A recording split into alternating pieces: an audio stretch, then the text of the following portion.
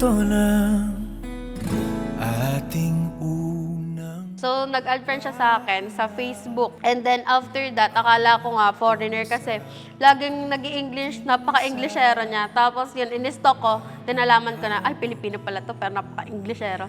So, doon, nag-reply na ako ng Tagalog. Abroad ako kasi seaman ako eh. Through video call kami or minsan call lang kasi limited lang yung aming load sa barko namin eh. So everyday, lagi kami magka-call.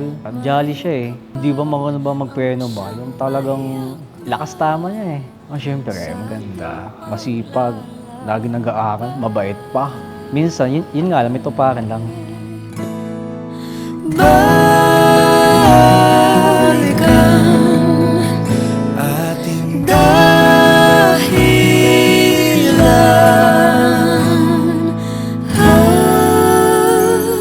Pag nakalimutan na ating sayaw, kumupas dating pagtingin. At kung ang dulo ay natatanaw, sumpaan ay gunitain. Tayo ay babalik sa simula.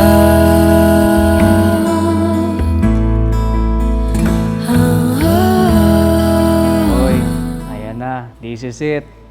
Masasakal na kakasal na tayo. Kaya pinagdadasal ko na sana na maging smooth ang ating buhay. Alam mo boy, tandaan mo yan. Kahit nasa abroad na ako, ikaw pa rin ang sa isip ko at ikaw pa rin ang asawa ko. Hindi ako maghanap ng iba. Love you!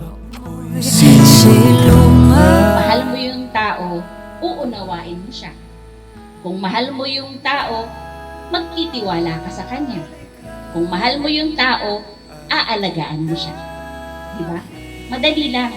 Ituloy nyo lang yan. Kung makakapagpahiwalay lang sa inyo, dapat ay kamatayan. Nakalimutan na ating sayaw, kumupas dating pagtingin. At kung ang dulo ay natatanaw, sumpaan ay gunitain. Tayo ay babalik sa simula. I believe in us, our love, our commitment, and the beautiful life we're building together. No distance can change that. You'll always have me cheering for you, supporting you, and loving you dearly. Let's take on the world together, no matter how where we are. I love you endlessly. Forever yours, your wife. Pag nakalimutan na ating sayaw, kumupas dating pagtingin. At kung ang dulo ay natatanaw, sumpaan ay gunitain.